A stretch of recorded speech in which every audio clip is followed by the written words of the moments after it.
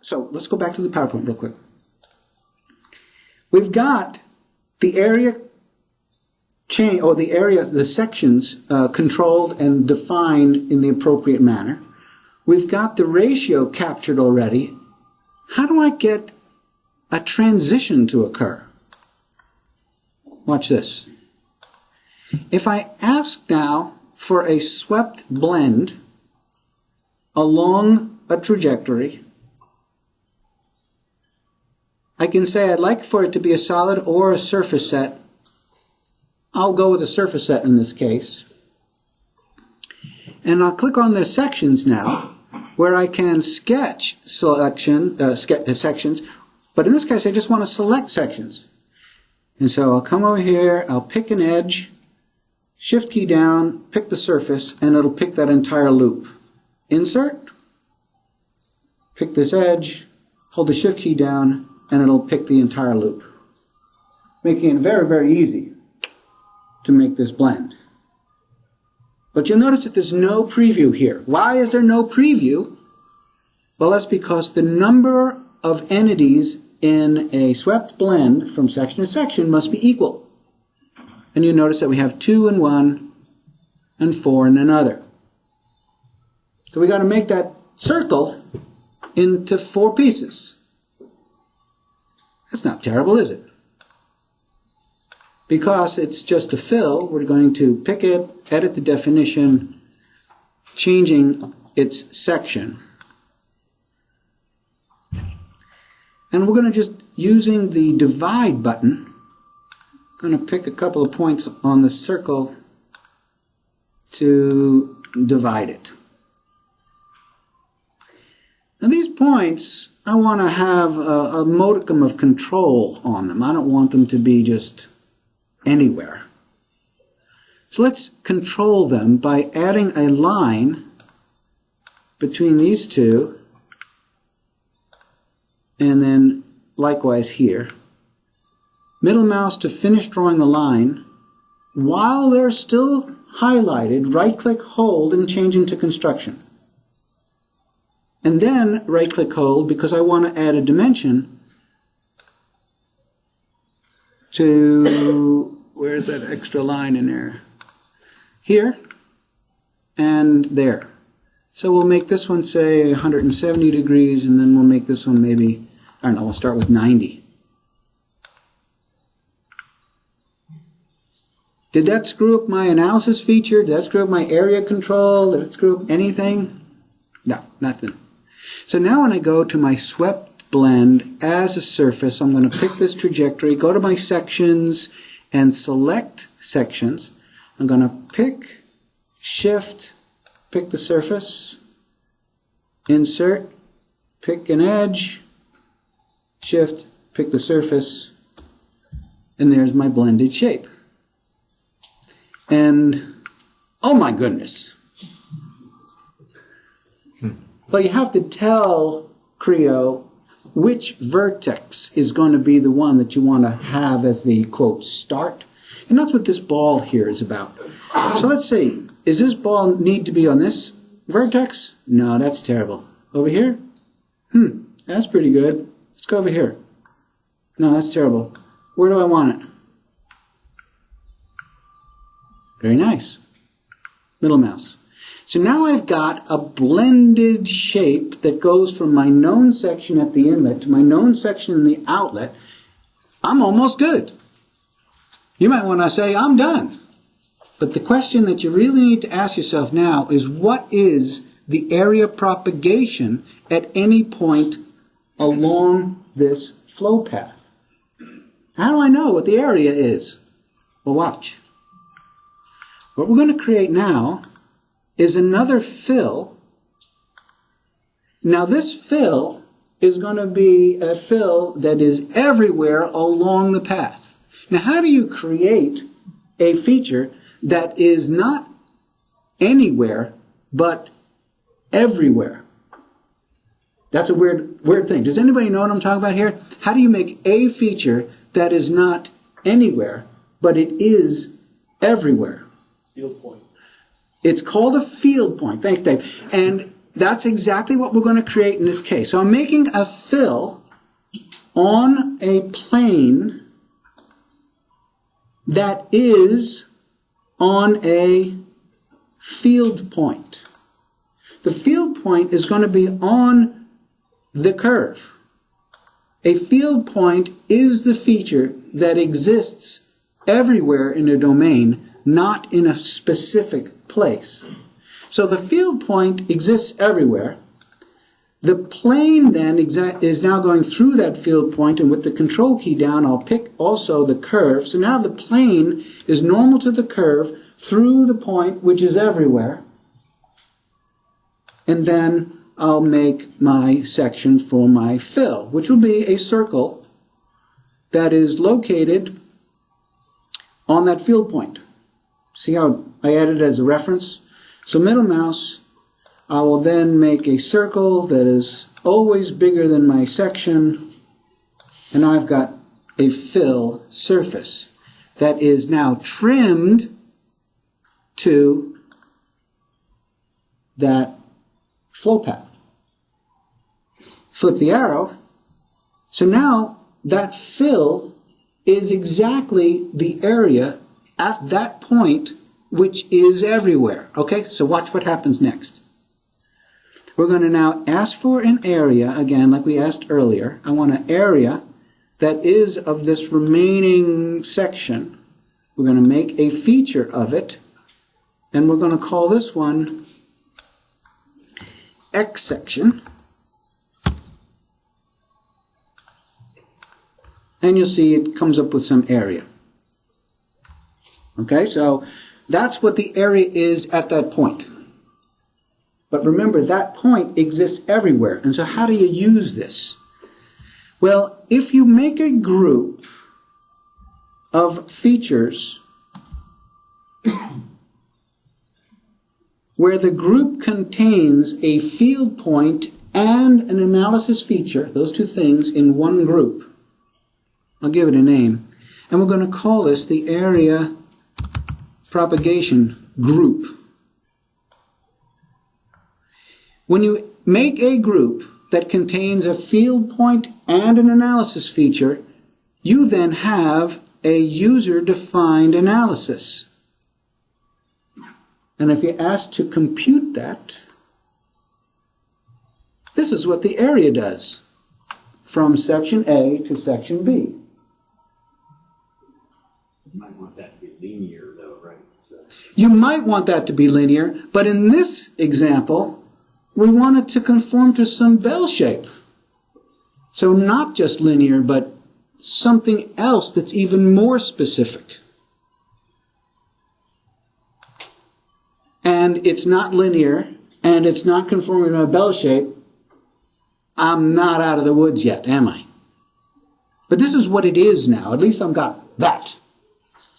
Okay, so now, one of the less known things or options available in a swept blend is set cross-section area control. Can't do that in SolidWorks.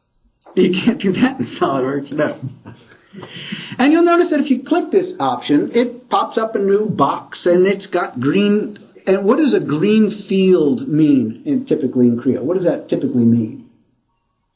That means it's active, and it could have more than one thing, right? You could have a lot of things. And you'll notice here that at section 1, or A, this is what the area is, and you can see it also in the model tree. And at section B, this is what the area is, and you can see that also in the model tree. So the swept blend tool is aware of the area of the section. So what does the swept blend tool really do? It takes the section at one end and its section at other end, and what it does is it makes a family of curves behind the hood, makes a family of curves that morph from one section to the other, and then distributes those curves along the spine and blends. That's what a swept blend does. Okay? And so if I want to control area control, now check this out. If I say on my asymmetric tool here, I'm going to add a point. And I'm going to add a number of points. And I'm right-clicking to make sure I get the whole curve before left-clicking to place the point. Okay, so there's 7 points. When I call this done in middle mouse, and I go back to that options pane, you notice that it's populated now with a number of sections. And it come up with numbers. But you notice now these numbers are not gray. The gray numbers are at the sections that are the areas controlled by this section itself. These numbers are available to change. I'm not going to change them right now because I don't know what they need to be. But watch what this did. If I go back to my user-defined analysis here and I ask it to compute again, it is very close to a linear distribution now. This is what the area is now. Still not what I want. But now I've got control of the area as a function of length. So I'm getting there. So now how do I know what those numbers need to be? Now, this is where it starts to get pretty tricky. I'm going to use something called a graph. I'm going to make a datum graph now. Now the graph is just going to be my area graph. And I'm going to sketch a line. This represents the area at A. This represents the area at B. All right? So I've got a value, and I don't remember what that number was. It was something like 6, and this one was something like, what, 5 or something? I don't remember. I'll make this number some number that makes the other two make sense. I'll just go with 10 for now. Now this is not a graph, is it? But this is the beginning of my graph, and I know that I'm going to have these aspects of my graph. With the control key down, I'll just pick these curves. Actually, I'll just box the whole thing and then change it all to construction, because they're not actually my graph. My graph is going to be a spline that goes from this endpoint to this endpoint, something like that. And then I'll dimension that spline. And by the way, you can dimension the slope at the end of any spline by picking its end, the spline, a reference, and then middle mouse. Pick the end, pick the spline, pick the reference, and place the dimension, just like that. And we'll do the same thing at this end. Okay, so here's my graph. And if I call this done, nothing happens. What's missing? A coordinate system. So you're familiar with that. And it also says here, sketch coordinate system entity is missing. So at least this message is telling me something. And what is a sketch coordinate system? That's this one right here, a sketch coordinate system. And that one represents the 0, 0. Call that done. Okay, so now I've got a graph. And I want the graph to control the swept blend. So I want the graph to be before the swept blend. All right? And I want the graph to have the correct values. Remember area? Okay, so my map key feature relations in the graph, I want this number to be equal to the area of feature A, and I want this number to be equal to the feature area B. Area. Right. And if I say I'm done, it says no. It's no good. Why is this no good? The relation has errors. Press OK to continue editing or cancel to not do it. How's that for help? It says it's got incompatible unit assignments for symbol D308. Is that helpful? A little bit. Well, what is the problem here? Well, the problem is that I tied area to a linear quantity. Incompatible units. And it's telling me, no, this isn't going to work for you. And so I'm going to tell it, yes, it will. That's what this button does. This one says, make it sensitive for units. It's default pressed. You unpress it, and now the relations are fine. I can call this OK, and I'm good to go. And again, what's my confidence that the graph is correctly tracking the areas associated with my geometries? Perfectly fine. Okay, so now all that's required is to tie the control to the swept blend to the graph. Feature relation for the swept blend. And you'll notice here that there is an area parameter for each of my points. And so I want the area parameter to be equal to what? I want to tie it to the graph somehow, right? So I'm going to type in Evalgraph. Of course, everybody knows that, right? Evalgraph. In order to use the expression Evalgraph, you open paren, quote, the name of the graph, end quote, comma, where on the graph. Well, where do I want to read the graph for the area at this point? If I expand the swept blend, you'll notice that the point feature that I created in the swept blend is there. If I click it now, watch what happens. Okay, so where it is this one. See that? That's the ratio along the trajectory. And it's also the ratio along the graph, isn't it? So the area is read at the ratio of the point times what? Remember, I made it 10 overall instead of 1, so it wouldn't be so tight. And so that is then end paren, and so now I've got the correct area value for the first point of my swept blend. And so what do I have to do? Copy this a number of times. And the area is going to be 302, 303, 304, 305, 306. Is that the last one? Who's paying attention? There's a 307. 307.